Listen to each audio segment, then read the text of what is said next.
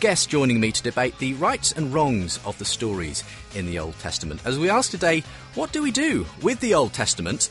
What about things like the story of the destruction of Sodom and Gomorrah? Or God asking Abraham to sacrifice his son Isaac? Can we make sense of them for today, or are they Bronze Age myths that we should be happy to consign to history, to the bin of history? Well, those three guests joining me today are Professor Richard Dawkins, well-known biologist and, of course, a leading voice in atheism. His best-selling book, The God Delusion, included a chapter on whether we can draw morality from the Bible, so we'll be asking him about that. His latest book is his autobiography, An Appetite for Wonder. C.Sinkinson is a Christian pastor and lecturer in the Old Testament at Moreland College. His new book, Time Travel to the Old Testament, aims to show how the books of the Old Testament are realistic and relevant for today.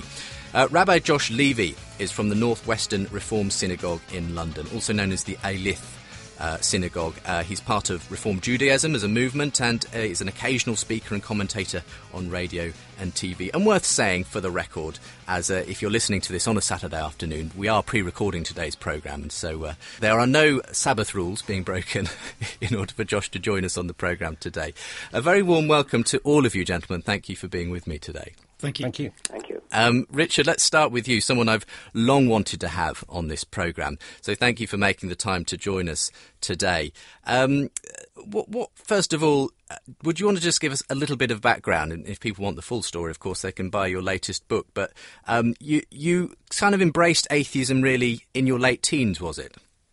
Yes, I suppose you could say that. But that's not got a lot to do with what we're talking about, which is the Old Testament. Indeed. Which you can appreciate as a work of literature, and I do. Yes, I mean, you've been familiar in that sense with the Bible from a young age, haven't you? Yes, indeed. Yeah. And what sort of an impact would you say the Bible had on you as a youngster, and how did your views develop on it over time? I learned the stories of the Old Testament. I learned the stories of Genesis about Abraham and the stories of King David and so on. As a child at school, I seem to have had a near photographic memory in those days and almost seemed to know them by heart. I suppose the sort of Christian attitude in which I was brought up was that the Old Testament God wasn't as nice as the New Testament God, and so we were kind of slightly warned off the Old Testament in a way.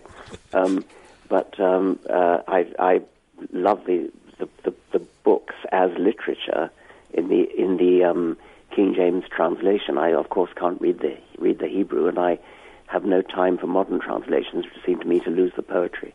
So you can appreciate, as it were, especially in the King James translation, that there is a beauty of sorts to aspects of the Bible. There's certainly beauty in the English. I'm aware that the books that made it into the canon are a pretty arbitrary collection, and not to be treated with actually much more reverence than many of the other books that didn't make it into the canon. Well, something we could certainly open up in the course of the discussion today. Now, I understand you haven't had a chance to watch it, but throughout December, Channel 5 is airing a mini-series, in fact 10 hours altogether, of Bible stories. What do you think about that? Do you welcome people becoming familiar again with those Old Testament stories and so on? Yes, well, I haven't seen the programme, as you say. I will make a point of watching it in future. I do welcome it in the sense that it's a part of our literary heritage in this country, indeed in our English language, and you can't appreciate English literature without being familiar with some of the phrases, indeed many of the phrases. I think in The God Delusion I had a couple of pages solidly packed with phrases from the Bible which are familiar, proverbial, and you can't really take your allusions without them. Many people are probably not aware of the fact that they do come from the Bible, many of them from the Old Testament.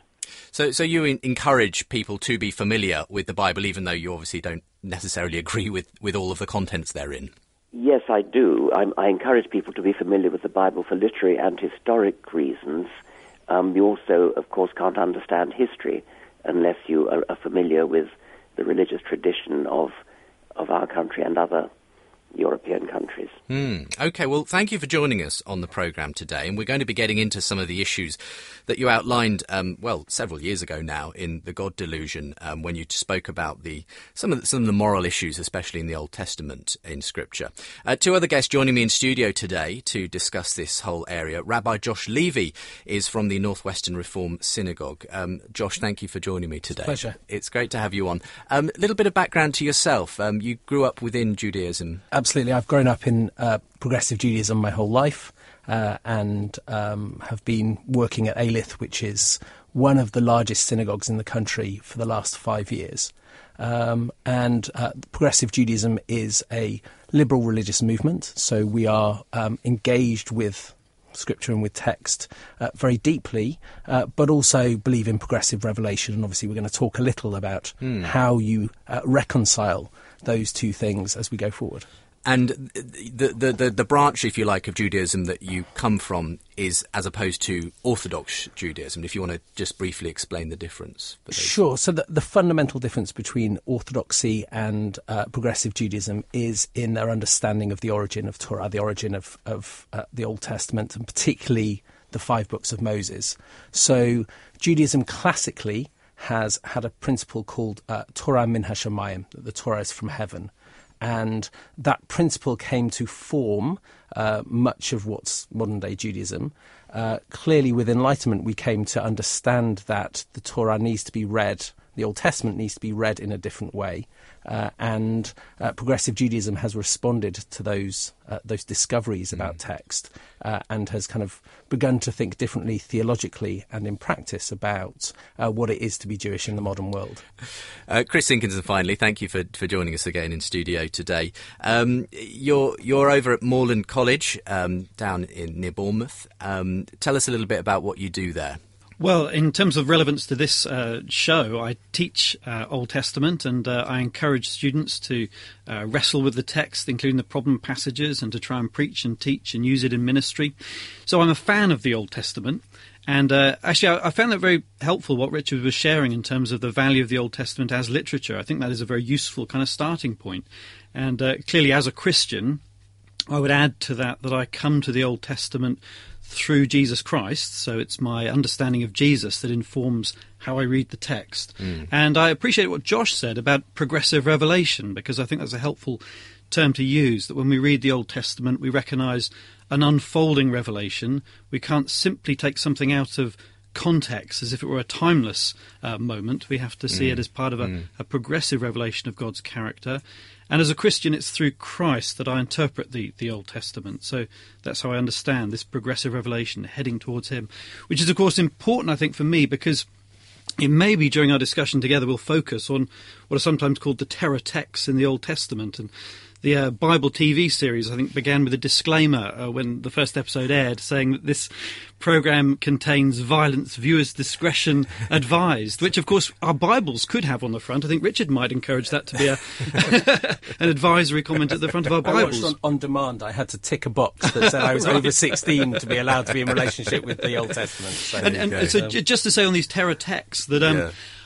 these are not my favourite passages in the Bible. You know, these are not the immediate passages I turn to for my devotional readings. That doesn't mean to say I want to cut them out and bin them, but it does mean that I place them in a context of a progressive unfolding revelation. And the atheists are not the first people to struggle with these passages. Yeah. Christians have struggled with them down through the years too. Coming back to you then, Richard, how do you take the Old Testament? Do you believe that it is essentially mainly fictional sort of literature? I'd be surprised if very much of it was factual. The early parts of it, the Pentateuch is clearly the Jewish foundational myth. It includes the creation myths and the sort of myths of the origin of the Jewish people. I understand from archaeological friends there's almost no factual content in it. There certainly isn't any factual content in the scientific parts, in the bits about creation of the world and the universe and so on. And I suspect there's rather little factual content in the stories of Abraham, of the exile in Egypt, of the escape from Egypt, the Egyptian plagues and so on. So it is a collection of myths. They happen to be Jewish myths. Some of them are inherited from from earlier peoples like the Sumerians. As myths, they're fascinating. I mean, myths all around the world are fascinating.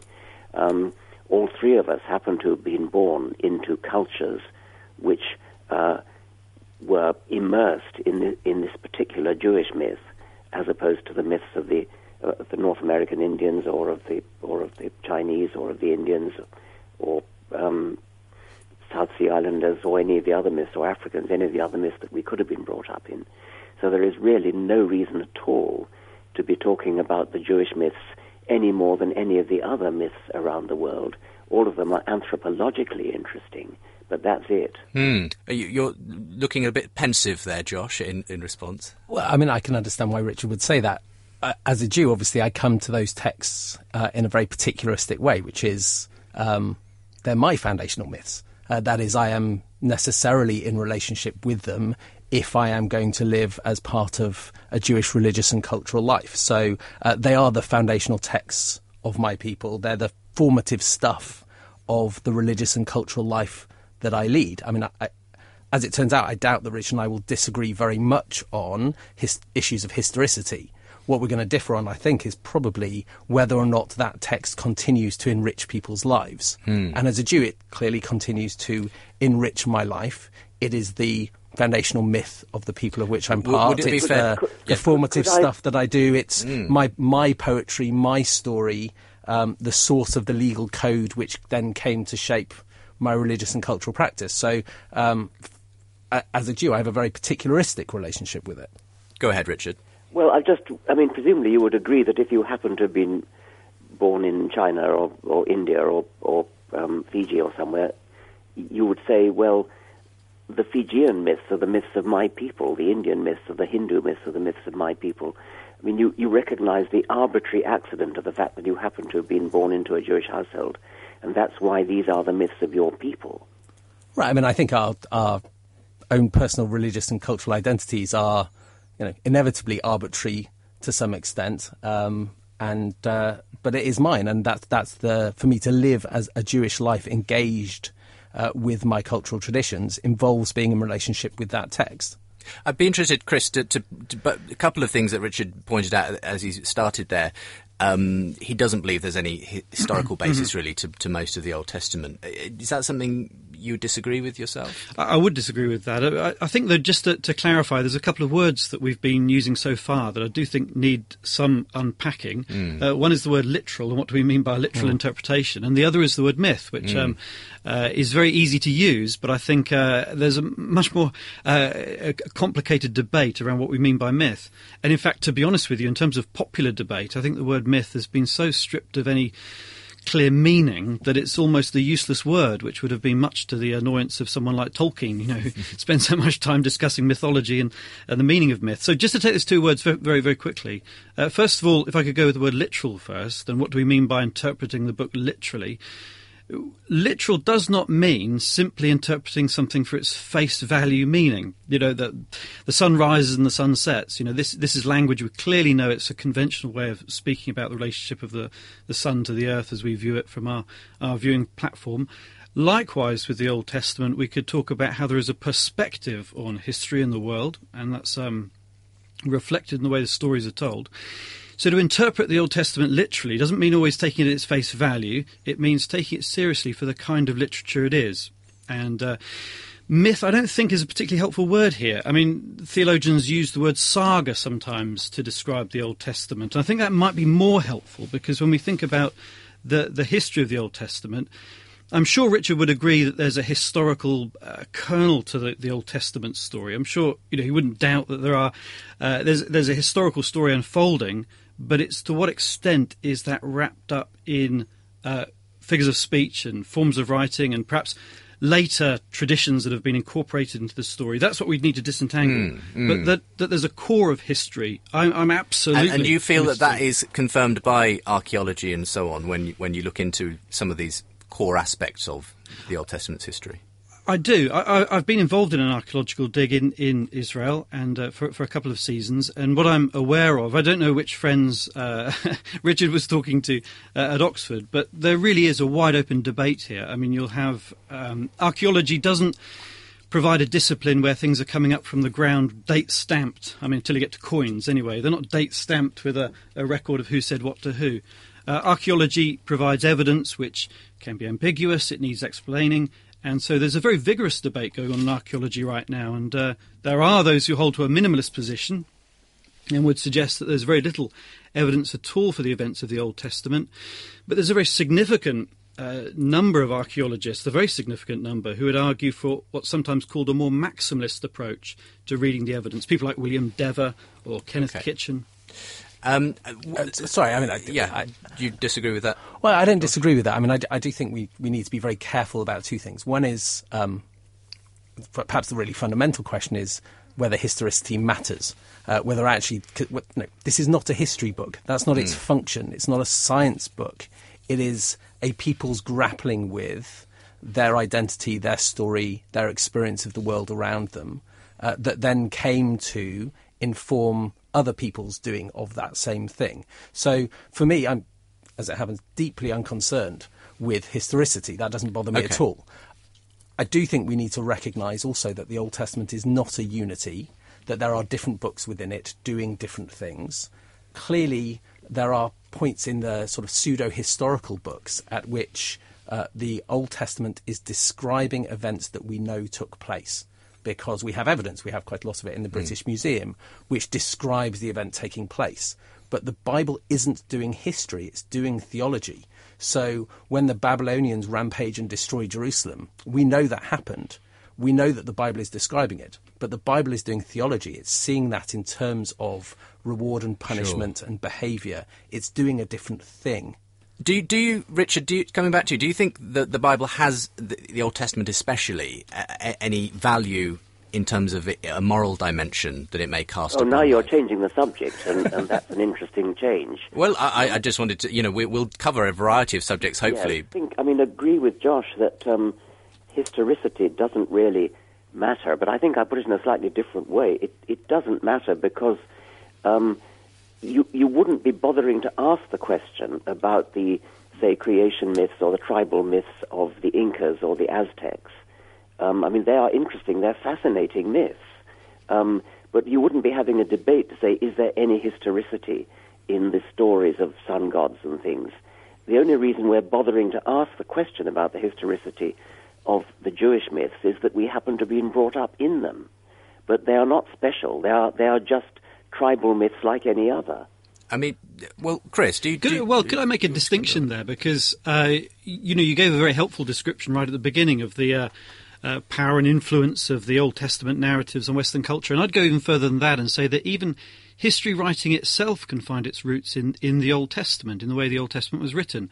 Not that it's history, accept Josh's point that it's not history as in a modern history textbook, it's not science as a modern science textbook. But in terms of a history, it formulates a way of describing events which have a certain linearity and a certain meaning, which is reflected in the historical traditions, which will, we also look to the Greeks and Herodotus, but in terms of the modern world, our development of history and our understanding of history reflects a view which we find in the Old Testament, which I don't think we find in the Chronicles of Babylon. I don't think we find them in the Inca myths, that's for sure. So you would, in a sense, then say it's not just sort of equal weighting between different myths around the world. There's something quite unique about the Old Testament. Okay, Richard? I just don't see that. I notice you're quite happy about using the word myth for the Inca myths and the Aztec myths. Yes, I'm not saying that the word myth. I'm using it because you used it to describe their stories and legends, and I do accept there is a category called myth. I just want to define it very carefully. Yes, I think myth does not have that rooting in linear historical progression, no. And that's where I think our modern understanding of history has a much more of a reliance on the Jewish tradition than would have come out of the Inca mythological cycles. Stories which aren't rooted in time and place. We find that in the great Hindu epics as well, which, again, are not rooted in time and place, not concerned with the genealogies and the locations and who was king when, in the way that the Old Testament narrators were. Yes, Richard, and then we'll bring in George. Well, that may be so. I don't think it's a very, I don't think it's a very deeply important point. If it's so, I suspect the same is probably true some other mythologies. I don't want to make a big thing of it. But it's deeply important in terms of our respect for the historical processes and the development of history as a Western discipline. And that's why this is important. I mean, it's foundational for more than just the Jewish people. It's foundational in other respects. There's so much of the Old Testament which is taken to be historical. I mean, both of you gentlemen are sophisticated who don't do this, but the fact is that more than 40% of the American population think that the book of Genesis, including the six-day story of creation, is literally true. And this is a problem which I have as a scientist, and I hope and believe that both of you stand up and vigorously oppose such literalistic fundamentalism. Right, but I think that is because we recognise, certainly I recognise, that that's not the function of this text. I mean, I want to step back a little bit, because I think Richard is actually asking probably one of the fundamental questions about religion, which is, why should we privilege this particular text over any other text? Exactly. What is it that gives it its enduring power, if it has any, and how do we then engage with it? And, classically, the answer would be something around authorship. That is, that there is a divine authorship that gives this text its weight, gives this text its authority. Mm-hmm. We may also say there's something in the values of that text, which something it expresses, or it may be that very personal relationship that lots of people have ended up with that text. And then, my job as someone working in religion is to help that journey to be one which is done with integrity. Well, if I may, I will move the subject along a little bit. And there was a very famous, long sort of description of God, the Old Testament God, in the God Delusion. Richard, and I'm sure you know what I'm about to mention. You described the God of the Old Testament, you said, is arguably the most unpleasant character in all fiction, jealous and proud of it, a petty, unjust, unforgiving control freak, a vindictive, bloodthirsty ethnic cleanser, a misogynistic, homophobic, racist, infanticidal, genocidal, filicidal, pestilential, megalomaniacal, sadomasochistic, capriciously malevolent bully. Quite a mouthful. Do you still stand by that description of the God of the Old Testament that yes, you I do. gave?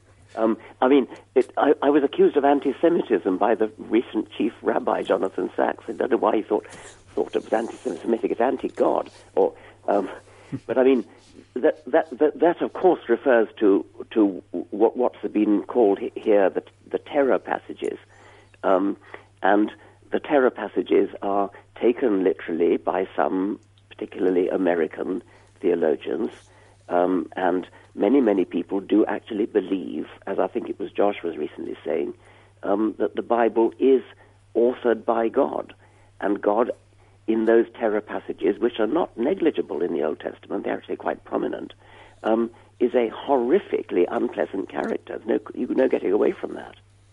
Okay. As you mentioned, the former Chief Rabbi, Lord Sachs, said that he thought it was a profoundly anti-Semitic passage in the God Delusion. Why do you differ from him on that? He suggested that you were continuing a strain in certain anti-Semitic thinking that was essentially about saying, well, we've got a better God in the New Testament than in the Old Testament and so on. I don't think we've got a better God in the New Testament. I think there's something exceedingly unpleasant in the fundamental Christian doctrine of atonement, of the idea of God being unable to forgive our sins unless he tortured his son, alias himself, in the first place. So that's a revolting doctrine, actually. In some ways, it's worse than anything in the Old Testament. But that wasn't the point. When I said the God of the Old Testament, I simply meant the God of the Old Testament. What Rabbi Sachs heard was the God of the Jews, which of course is true. But that wasn't why I was singling it out. I was singling it out because the terror passages are literally horrible. Well, it's probably not something we'll have time to address on today's programme, unfortunately, though I'm sure C.Sinkinson, our Christian guest today, would take a different view on that. We're going to a short break. So just in that last section, we had Richard defending this passage in the God Delusion where he describes the God of the Old Testament. I know both you gents, Josh and Chris, want to come back on this. Perhaps we'll start with you, Josh, sure. as a Jew. Did you sort of get where the former Chief Rabbi, Lord Sachs, was coming from in saying that? For what it's worth, I didn't read that as being remotely anti-Semitic. I read the God Delusion like lots of people involved in liberal religion did, because actually we're grappling with the same issues that Richard is grappling with.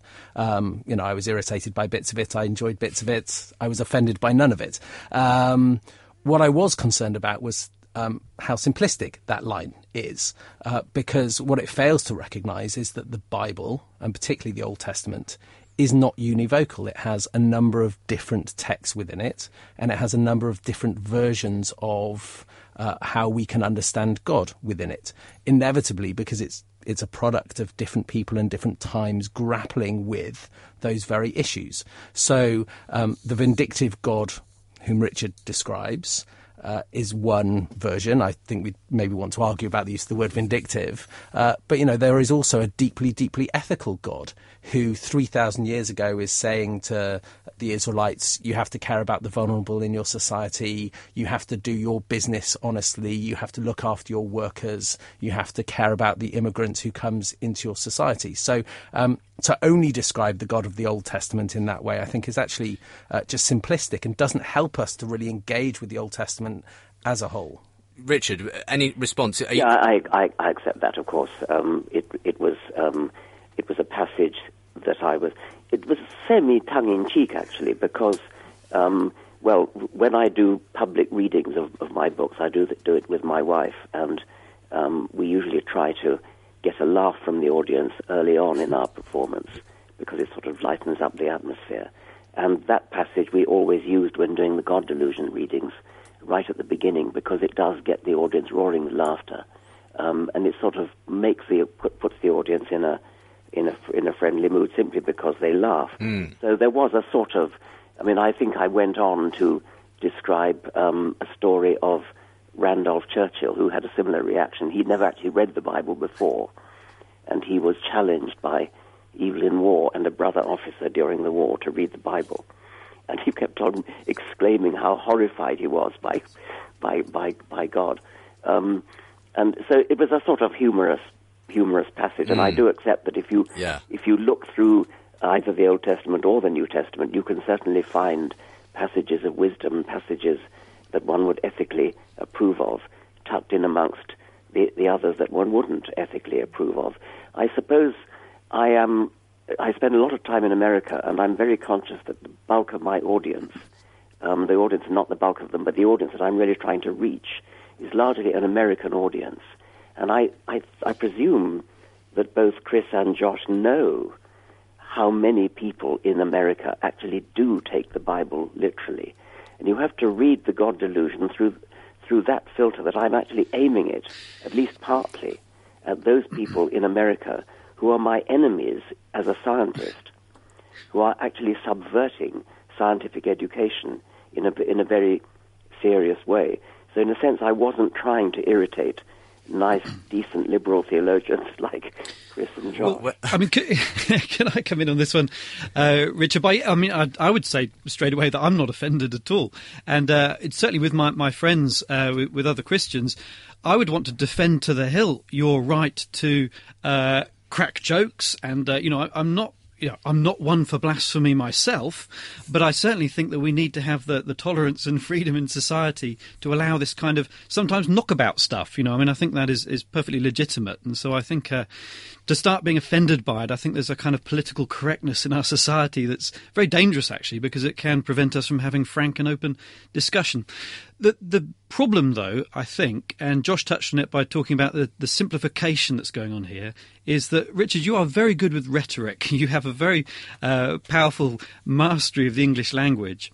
And that rhetoric can be very bullying sometimes. And I think the way in which that passage is put, again, I'm not, don't worry, I'm not saying that I'm offended or you should take the passage out. I'm not suggesting that. But in terms of the passage, it's clearly a very slanted view of how to read the text of the Old Testament. Most of us would take the clearer passages to interpret the harder passages. We would be talking about Leviticus 19, love your neighbour as yourself, before we're looking at the destruction of Sodom and Gomorrah. So, we would have an approach to Scripture that would weight things in such a way that description of God just does not sound like the God who I believe in or the God who I worship. So the rhetoric, I think, can generate a lot more heat than it does light. That's probably fair, yes. Okay. We're being terribly reasonable, We are. aren't we? Sorry, It's a it's very ruining reasonable this. discussion. Yes, I need more fireworks, everyone, if you don't mind. Let's talk about some of these so-called terror passages, though. And they were right there on our screens on Saturday night on the first episode of the Bible. And I think we often forget the fact that there are some pretty interesting episodes. Now, you certainly bring up a couple of these in The God Delusion, Richard. Let's talk about Sodom and Gomorrah, for instance. Now, that is the story in Genesis, I think it's chapter 19, in which Lot has angelic visitors and the townspeople come and they demand that they essentially rape these visitors that he has with them. And he tells them not to do that. He essentially offers his daughters instead. But then there is sort of an intervention by God, and Lot and so on escape. Fire and brimstone rain down on Sodom and Gomorrah. Now, Richard, for you, is this an example of a sort of morally repugnant story in the Old Testament? I would only want to say something like that if there were anybody who took their morals from the Old Testament. And if you take your morals from the Old Testament, then that is a repugnant story, as are some of the other ones. But I hope you don't take your morals from the Old Testament. There are people in America who do.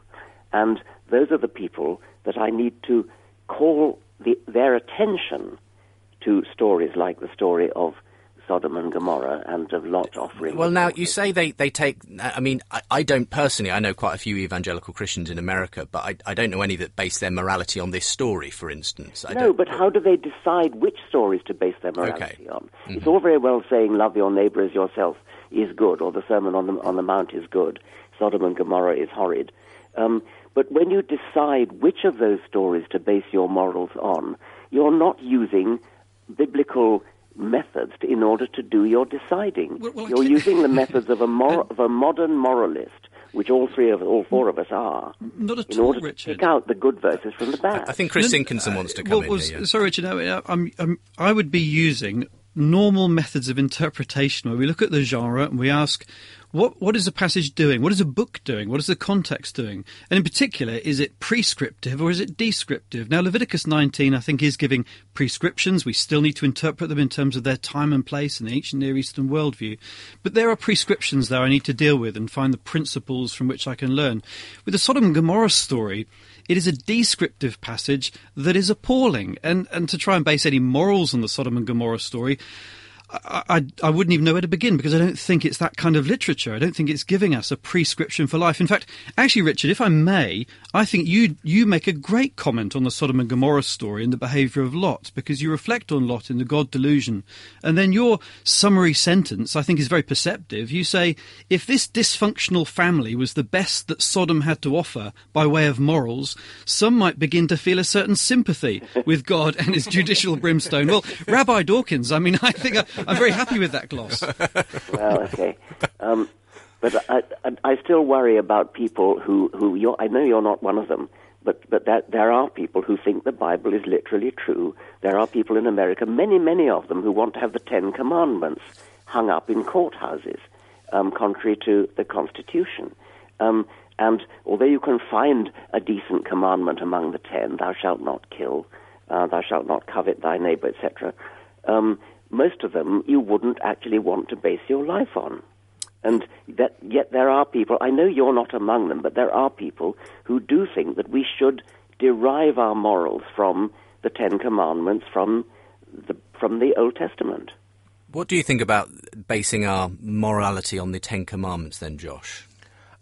Well, I think it's important to recognise that within Judaism, the Ten Commandments are just seen as 10 of, classically it's understood as being 613 commandments. Clearly, some of the issues that Richard raises also apply to those prescriptive sections, those legal sections which are interwoven into particularly the 5 books of Moses, because clearly there are legal sections which are also abhorrent to us in terms of our modern morality. But I do believe that the Torah in particular has within it some values that it expresses, some ideals within it which are hugely modern and continue to have the capacity to enrich our lives today. and also that the stories, even those terror texts, have the ability to raise the questions that are exactly our questions for today. And that's always been the Jewish approach. So, 2,000 years ago, the rabbis were asking exactly the Rabbi Dawkins questions of the text that they had inherited from the 1,000 years previously, and were exactly grappling with what do you do with Lot, and condemning him. Judaism has never read the Old Testament uncritically. So they were condemning Lot. They were looking at sections, for example, around capital punishment and saying, hold on a minute, this seems arbitrary, this seems unreasonable. We have to think about how we actually process this. This can't be exactly what is meant. We shouldn't take this on face value. So, I think the authentic religious approach to the Old Testament is the one that reads it critically and which engages with it in that very critical way. But But when a modern person, or when the rabbis down the centuries that you're talking about look at the scriptures and interpret them in the light of their modern, in their own time, and we in our time, our modern morality, we do that in the light of our modern morality. Why bother with the scriptures at all? Why not just go straight to the modern morality and cut out the middleman? Mm-hmm. Right. Well, let's allow Chris in on this one. Here's where my enthusiasm for the Old Testament wants to bubble over, because when we come to, you're right, we look at modern morality, we talk about the modern morality that we use, but let's also give credit to the Old Testament world and reflect on the morality in terms of the ancient Near Eastern worldview. Now, in that context, here is enlightenment. Here is an approach to the widow, the orphan, the refugee that I actually find very beautiful. I mean, I recognise the terror texts, I recognise the issues of interpretation with problematic passages, but written through it all is an approach to society which is fundamentally egalitarian. And in order to see that, we have to compare the Old Testament documents with texts from that time, such as the law codes of Hammurabi. Now, those Babylonian law codes have many parallels to the Old Testament, eye for an eye and a tooth for a tooth, but the way in which the Old Testament is very different from those legal codes from Babylonia, they highlight this egalitarian approach to life, the privilege of the poor, the importance of responsibility, that those who are in power look after those who are vulnerable, the Sabbath rest command. I find that a very beautiful command. I don't follow it. I'm not Jewish myself. I don't follow it in that sense myself. I could be broadcasting on a Saturday, but the Sabbath law I find very powerful because it describes the privilege given to the animals to take a day of rest. The land ultimately gets rest. Slaves get rest. And we want to talk about how it regulates an issue like slavery in the ancient world. Slavery common throughout the ancient world, but at least the Old Testament is regulating that kind of behaviour. So are you saying that the Old Testament law then and morality is actually in some sense a foundational stone upon which our modern morality, that Richard says, let's go straight for that, rests in some way? Well, I think that's true. I mean, that's a historian's judgment, and, I'm not suggesting I'm best placed to make that judgment. I think so. But I'm more saying, look, let's enjoy the power of the Old Testament and read it in its own light. Read it in the context of the ancient Near East and what was going on in the ancient world. Let's not be anachronistic about it and read it in terms of a modern context where, for example, we have a well-developed prison system where we wouldn't need to depend on the death penalty in the way they did in the ancient world. But let's go back to the ancient world where they didn't have those privileges and benefits that we have today and see, well, actually, in the context of the ancient world, this is an enlightened text. I mean, there is the challenge, though, which is a very real challenge for us as moderns engaging with religion and with those ancient texts, which is on what grounds can we and should we privilege one particular part of the text over another? And that's a very real question. Of course, it is the nature of our struggle, right? And I think what Richard speaks to, and I'm very pleased that he does, is that religion is not simple. And it shouldn't be simplistic. And those really difficult parts of the text, we have to work out how we deal with them. And it is it's very easy to say, there are bits of the text which are progressive for their time, and they were incredibly. Or to say that there are values underpinning some of the Old Testament texts which are modern and have real resonance for us today. And of course there are. But we're also told that we need to stone our rebellious son. And we have to engage with that text as well. Now, just be interested in your point on this, Richard. Is this just theologians picking and choosing? That's essentially what you seem to say. No, yes, and I mean, when we say that we look at our modern morality and we are all 21st century moralists and we disapprove of slavery and we believe that women are equal and things like that, we can look back in history and look at various historical traditions and discover nuggets of that in the Jewish tradition, in Christian tradition, in Confucianism, in Buddhism, in Hinduism, in all the great moral philosophers.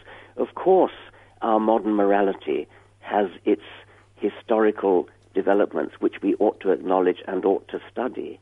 But we shouldn't be bending over backwards to look at a particular text which happens to be ours, namely the Bible or the Old Testament, and struggle manfully to understand it in terms of modern, find the good bits and reject the bad bits and interpret the bad bits in terms. I mean, why bother? Why not just look at our modern morality and say, yes, this has historical precedents from all over the world, and it's good to look at them, but we don't have to spend all our time trying to find the bits of our particular holy text, whatever it is, whether it's the Quran or the Old Testament or whatever it might be, trying to find the bits that fit in with our modern morality. Let's keep our morality separate and think about it as moral philosophers, albeit acknowledging that it has historical roots. And I suppose that's where we're going to really diverge, because my answer to that would be because that's the human exercise. And that's been a very powerful human exercise for thousands of years. And that particular text, because of the stuff that's within it, which is horrible, as well as the stuff that's within it, which is so precious, is a mechanism for us to ask those really deep questions. That's really what's crucial for me, is that this is a text which enriches our lives. Now, as a Jew, I'm necessarily almost in relationship with that text.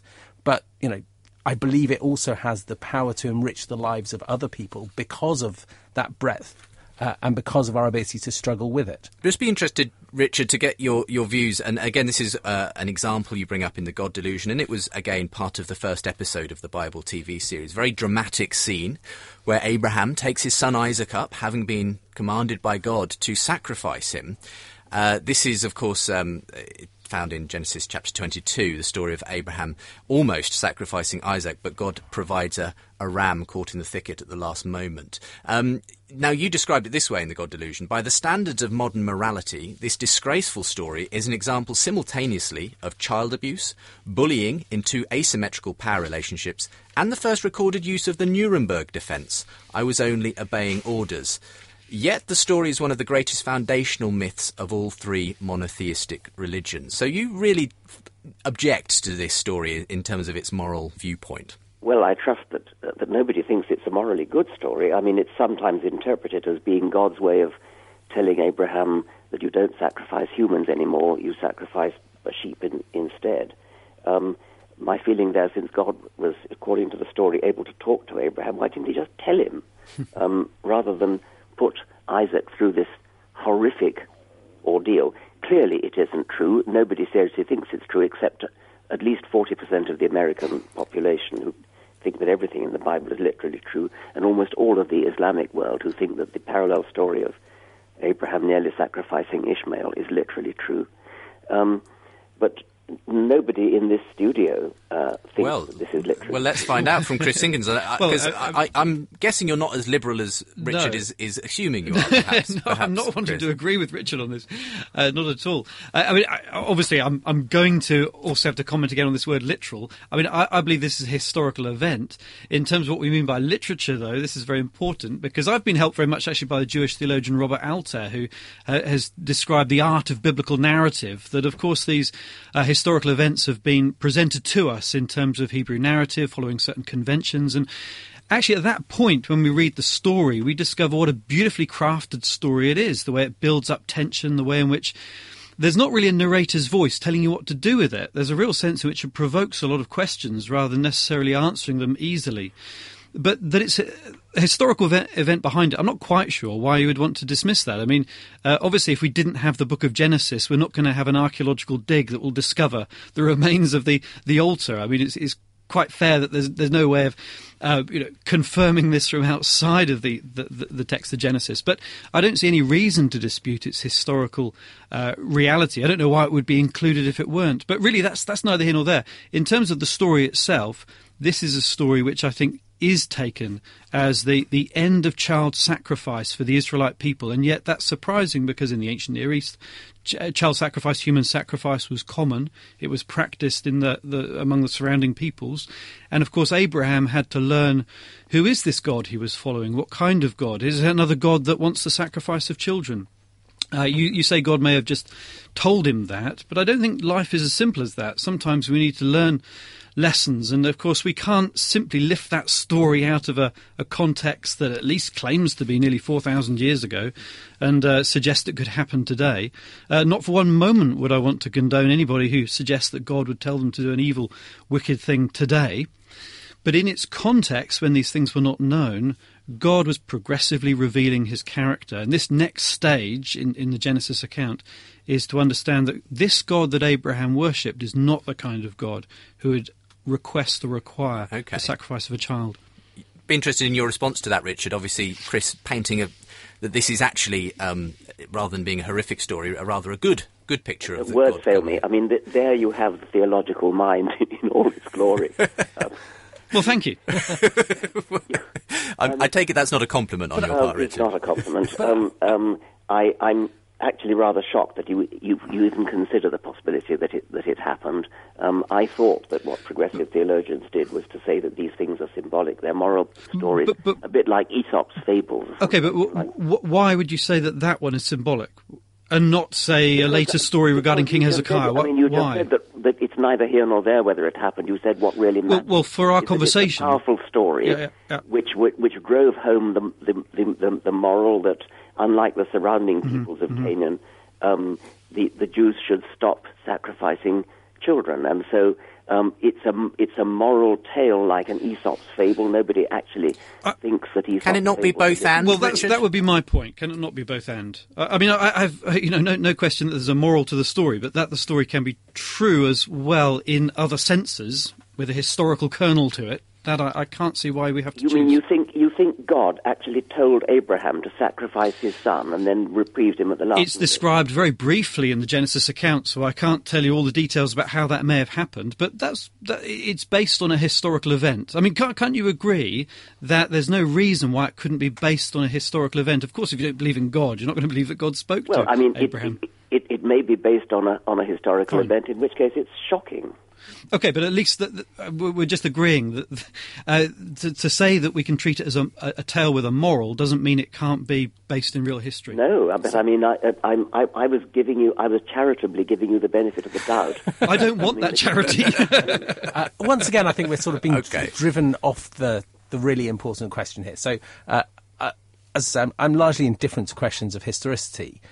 What we do have here is a narrative which is incredibly rich. So Chris has referred to the literary nature of the work, and we know that many of the biblical narratives are extraordinarily crafted narratives using wordplay and playing with time and leaving questions open, and this is a really fabulous piece of literature, particularly in the original. But it's also rich morally as well. So I think, where I would disagree with either of you is to say there is a moral to this story. There are multiple morals to this story. The Old Testament, certainly the Torah, is not there to tell us what we're supposed to think in these sorts of places. It's there to raise a whole bunch of questions for us that we then have to grapple with if we're going to live well in the world. Now, there are other ways of asking those questions, but the Old Testament's a really good one. Well, we're going to have to go to a quick break. Well, just as we wrap up today's conversation, thanks again to Professor Richard Dawkins, C.Sinkinson and Rabbi Josh Levy, who have been with me on the programme today. Richard, the Old Testament then, you can recognise obviously that there is some value to some of the, the language and the storytelling, in particular as you've appreciated it in the King James Version.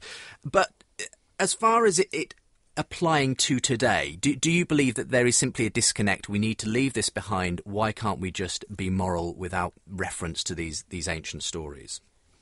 Yes, I certainly think that. I agree with my colleagues that it's very rich. It's fable, it's myth. It shares that with the Greek myths, with myths from all over the world. Many of them do have moral meaning for the cultures in which they grew up. I repeat the point that it's entirely arbitrary that we happen to be talking about the Hebrew myth because that's what all four of us are brought up in. We could do exactly the same thing with the Greek myths, with the Indian myths, and you would not wish to live your life according to the behavior of Zeus and Apollo or the Norse gods or anything like that. These are all powerful, rich stories, and we can take them in all sorts of different ways. There is nothing special about the Bible just because we happen to have been brought up in its tradition. Josh, as we start to conclude today's programme, how would you apply the Old Testament for today? Well, I think the question Richard asks, which is why should we privilege this text, I would want to say there are things about it which are exceptional. I think it is exceptionally rich. And there is something exceptional about the fact that it has continued to have resonance and be a way for people to think about the world for thousands of years. We're talking about a text which is in places 3,000 years old, which continues to have us arguing about it for an hour on the radio. And tenacity in and of itself is not an argument for keeping something, but it suggests there is something exceptional about the text. But what's important for me is that Judaism has never read that text uncritically. Whatever its perspective on authorship and origin, that has never stopped Jews from looking at the text and saying, oh gosh, that looks a bit weird, or I really have to think about how to deal with that, or, is that character behaving morally or not? Or in the places which are legal texts, how do I want to apply that because there's something that feels strange, difficult there, or something which feels wonderful and fabulous and enriching there. So this is a text which has the ability to enrich our lives, but only if we don't approach it simplistically, either to simplistically reject it or to read it simplistically and take it simplistically in the way that I know that Richard particularly objects to. Chris, finally. I think I've got to be honest and say there are two types of answer I'd want to give. One type, obviously, from my faith perspective. I believe in Jesus Christ, and therefore through him I have a particular faith response to the Old Testament as the Word of God. And that is my understanding of the Old Testament and why I have a personal vested interest in it. But that's separate, I think, from a more general cultural issue here, which is that I think in an age of growing illiteracy and a sense of not being conscious of our history and our culture and our background, I think it's imperative that we can encourage people to read the Old Testament, to understand these foundation documents. If the Inca myths and legends, if we're going to use those words so lightly, if the Inca myths and legends were the foundation documents for our society, we would be living in a very different society today. The Old Testament is the earliest documents to provide humane descriptions of how warfare should be fought. So for all of the terror texts that we might debate and discuss, within the legal code, there are some very humane teachings on war and on how society should be organised and on the treatment of the poor and the vulnerable, leading to modern-day issues like the Stop Human Trafficking campaign that friends of mine are involved in, or the Jubilee campaign regarding debt and other nations. So I think in being conscious of our history, our background, and what Richard has described as great literature, I think we actually only enrich our understanding of these issues we're facing today. And boy, do we need to understand these issues if we're going to be a literate and historically conscious people able to grapple with the complex moral questions facing us. Richard, thank you very much for joining us by phone today. And are you going to be trying to catch a few episodes of the Bible TV series? I certainly will, yes. Thank you. Good.